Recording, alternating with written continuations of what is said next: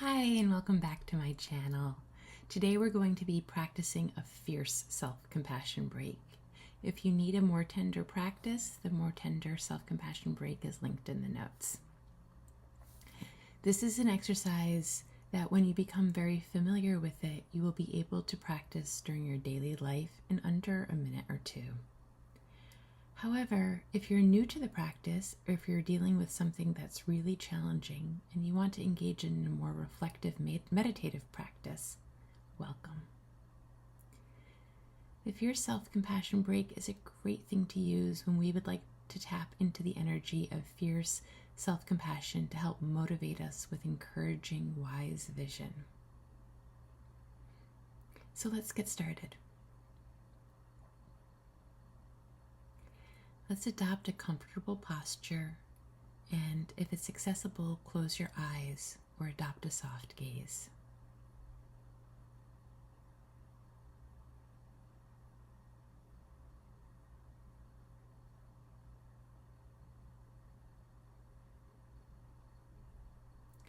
Now think of a situation in your life that you'd like to change. Maybe you'd like to exercise more but can't get it done. Maybe you are experiencing a challenge at work or at home and you need to rise to the occasion. Or you need to have a difficult conversation with someone and find yourself avoiding it.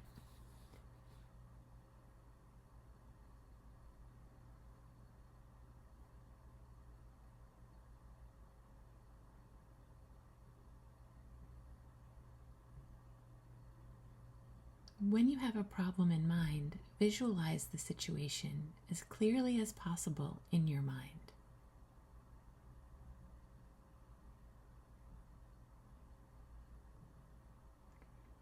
Now try to imagine an alternative reality that would be better for you. Going for a walk every morning, approaching the challenging project, sitting down with the person you need to have a tough talk with.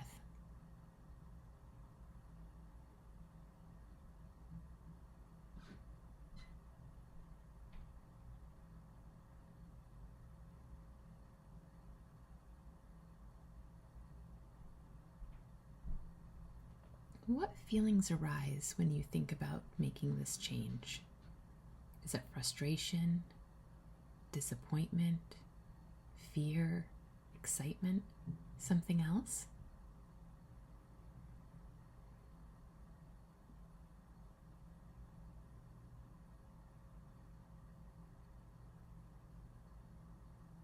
If no emotions come to the surface, you may want to choose a slightly more difficult problem.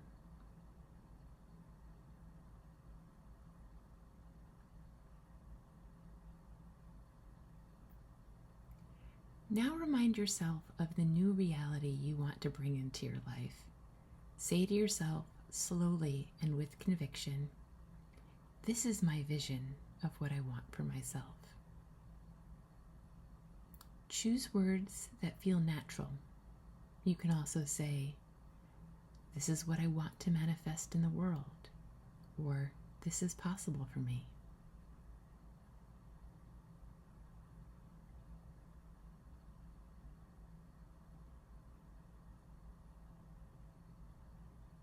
This is mindfulness.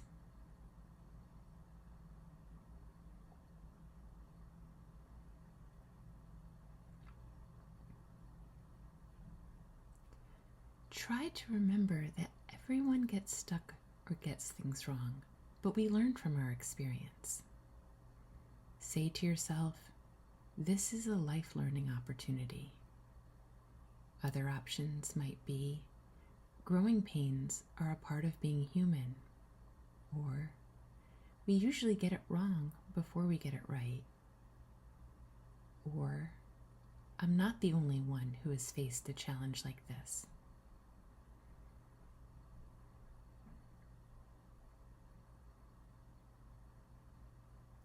This is common humanity.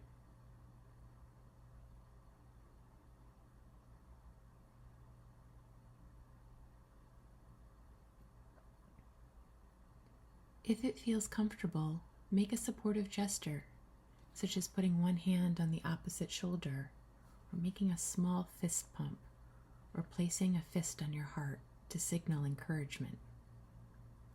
We want to use kindness to support ourselves in making needed changes, not because we're inadequate as we are, but because we want to alleviate our suffering. Try saying to yourself with warmth and conviction, I want to help myself reach my goals. Again, make sure the words feel natural. You might also say, I have your back. I will support you. Yes, I can. Just try your best and see what happens. I deserve to meet my goals, and I believe in you.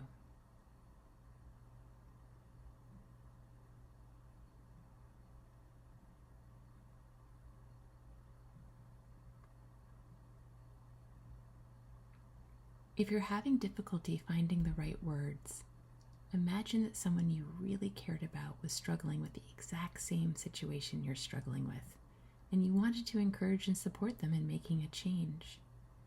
What would you say to your loved one? What would your tone of voice be like? Is there any constructive criticism you would offer?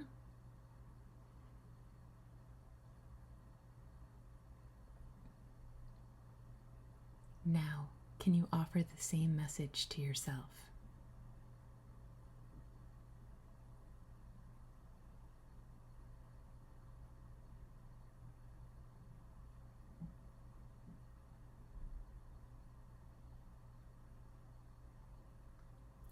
This is kindness. Finally, allow the fierce energy of encouraging wise vision to combine with the tender energy of unconditional self-acceptance. We can try our best to make needed changes, but we are okay just as we are right now. It's okay to be imperfect. In fact, it's perfectly human. We will try to do what we can to alleviate our own suffering because we care. But we can also let go of the need to get it exactly right or get it right away.